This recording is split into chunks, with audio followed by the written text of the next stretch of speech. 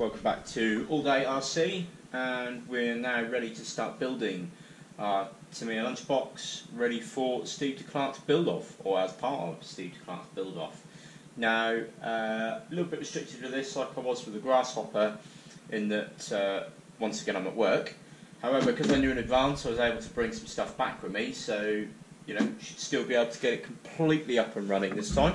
However, instead of doing a complete step-by-step, so what I think I'll probably do is do the majority of it as a time-lapse, and then I'll come back when I'm doing bits that I think might be of interest to you. We'll come back and go real time. So we'll turn it off. This is all the basic kit inside. All the upgrades are to one side, ready to go in. The only thing that I might not be able to do any filming on at all is painting the body, purely just because of where I've got to do that. So I'll switch over to a time lapse, do a bit of building. If I get to a bit that looks like it might be of interest to you guys, or I'm adding an upgrade or an alternative part, I'll flick back over to normal film, and then you can see what's going on. Hopefully, give you some ideas for yours. Let's go.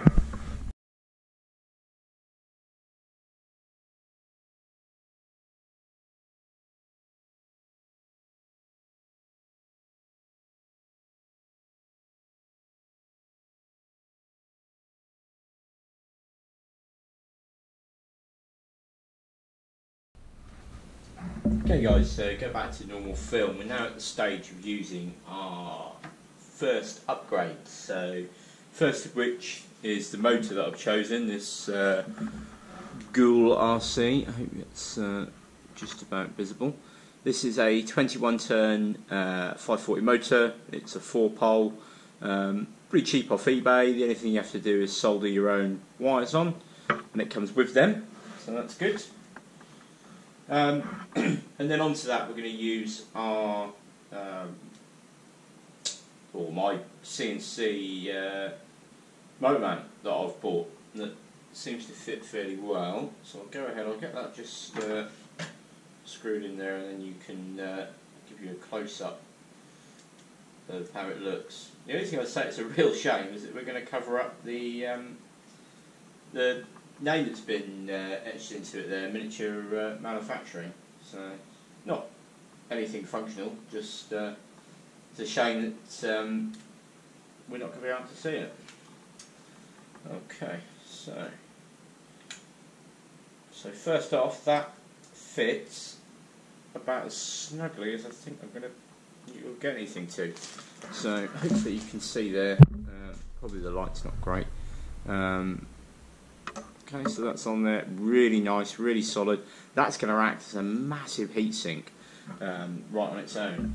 So we'll go ahead now and we'll bring this up to the transmission, like so.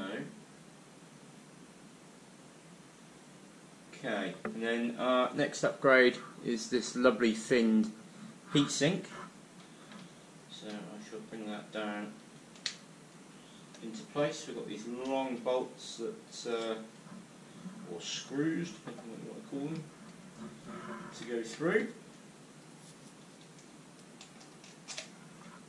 That's one. Hopefully I've done this so the word lunchbox is the right way up.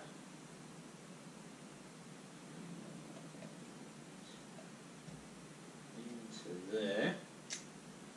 So again, this all feels like it fits very nicely.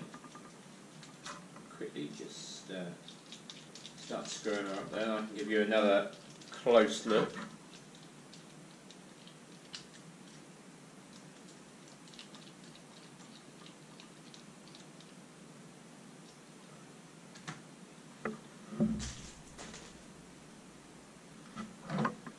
Okay, so hopefully you can see this. This is our finned heatsink. Now, how much of a heatsink that's going to be when the motor's here, the motor mount's here, plastic gearbox cover, and then this is only attached by 2 screws. Realistically, it's not really going to act as a heatsink. However, these covers that are normally plastic, that's this sprue here, these little things, where very thin material here tends to crack.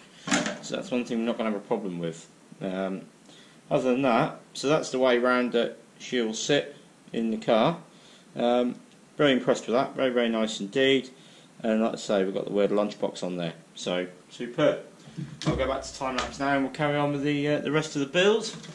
You can see this is as far as we've got. We've got these little CNC body clips on here, body pins. I've mounted the ESC and the receiver, so we're starting to take shape. Hope that's been helpful. One other thing I want to show you at this stage, before I go too much further, is the modification that I'm making for the fifth shock. So in the transmission cover here, you can see I've cut a section out and this is for my shock that I'm going to use. I'm using a 55mm oil filled Obsema shock, and then the shaft, the pivot shaft, goes through. You can see where I've cut the hole, see the shaft going through there. You take the heim end out. That then allows you to pass the shaft through the shock, attaching the shock, and then this end is going to attach onto the chassis when I get round to that stage with a bracket on there, U-bracket, and then that's just going to give us much, much better control over that transmission. Okay. I'll also be adding in the little springs later on, but they do always tend to snap or come out because they've snapped. Okay, so I just wanted to show you that before I go much further. I won't go through any measurements for that cut because you'll have to cut it in accordance with the rod end for whatever particular shocks that you buy. Alright, now let's carry on with the rest of the build.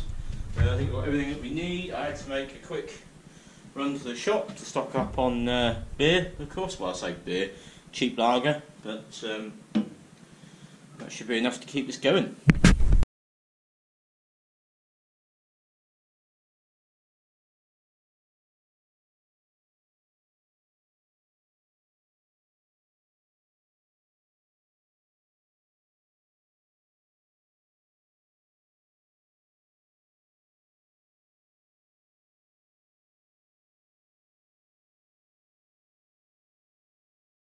Alright guys, so I'm going to use that there. I think that's a nice natural point. I'm going to stop. I'm going to call this part 1, come back for part 2 and possibly even a part 3.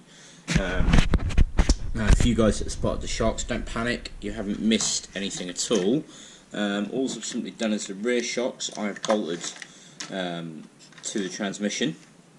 Obviously we know about the fifth shock going in there, however I haven't attached anything on here yet,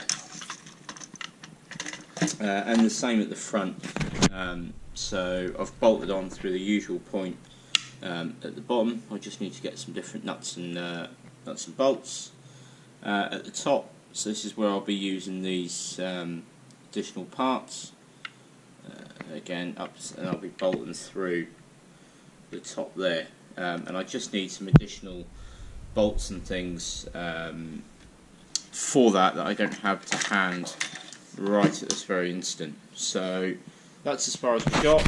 As far as the instructions are concerned, at this stage now, once those shocks are attached, we'd put the wheels on and we will almost pretty much be there. But obviously due to these modifications, you know, we're not. But like I say, come back, so stay tuned for part 1. If you're not already a member, make sure you check out my All Day RC Facebook page, and I shall put a link in the description for that. There's lots of members that are doing these builds, so that'll be good for everyone to have a platform to discuss things on. And hopefully as well in the future I'm planning on doing another series, or my own series of build-offs, which will be with the Tamiya 1/32 little mini 4-wheel drive kits. Okay guys, right, hope you like that, and make sure you stay tuned for part 2.